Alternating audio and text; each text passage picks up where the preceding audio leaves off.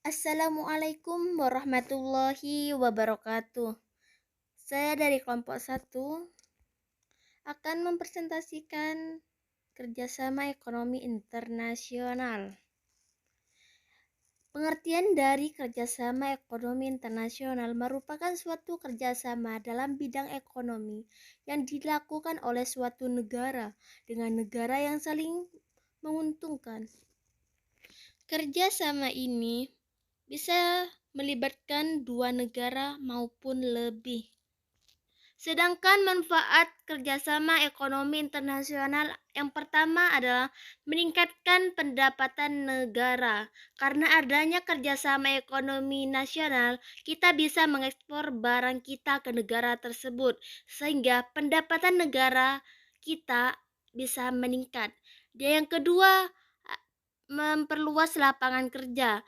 Karena adanya kerjasama ekonomi internasional, ekspor barang kita bisa meningkat sehingga bisa menciptakan lapangan kerja dalam negeri. Dan yang ketiga, mendorong transfer teknologi. Dengan adanya kerjasama ekonomi internasional, khususnya negara maju, kita bisa belajar tentang teknologi produksi mereka. Dan yang keempat, memperluas pasar. Karena adanya kerjasama ekonomi nasional, pasar-pasar komunitas barang kita akan semakin meningkat. Dan yang terakhir, manfaat kerjasama ekonomi internasional adalah mempercepat pertumbuhan ekonomi. Sedangkan bentuk-bentuk kerjasama ekonomi internasional dibagi menjadi dua, bilateral dan multilateral.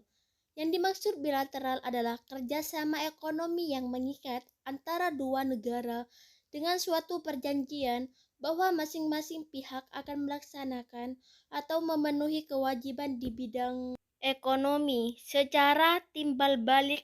Contohnya seperti Indonesia dengan Korsel. Sedangkan bentuk ekonomi internasional multilateral adalah kerjasama ekonomi yang mengikat antara lebih dari dua negara dengan suatu politik atau kebijaksanaan yang bersifat internasional. Contohnya seperti APEC, OPEC, dan ini adalah bentuk-bentuk kerjasama ekonomi internasional berdasarkan tujuan dan lapangan usaha. Menurut Organization of Petroleum Exporting Countries, kerjasama ekonomi ini dilatar belakangi oleh kesamaan di bidang usaha, contohnya seperti OPEC.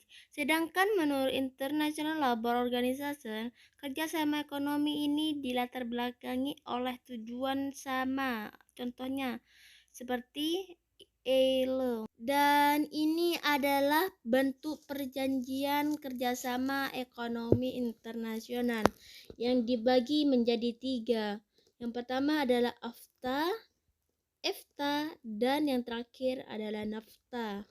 Yang dimaksud AFTA adalah kawasan perdagangan bebas ASEAN, di mana dengan adanya kerjasama AFTA ini, perdagangan di antara anggota akan semakin terbuka dengan penurunan bahkan peniadaan dalam hambatan. Dan yang kedua adalah EFTA, kawasan perdagangan bebas negara Eropa. Dan yang terakhir adalah NAFTA, kawasan perdagangan bebas Amerika Utara, di mana terdapat 3 negara. Yang pertama adalah Kanada, Amerika, dan Meksiko. Sehingga perdagangan di antara anggota akan semakin terbuka dengan penurunan bahkan peniadaan hambatan. Baik, saya Indi mengucapkan terima kasih telah menonton channel YouTube saya.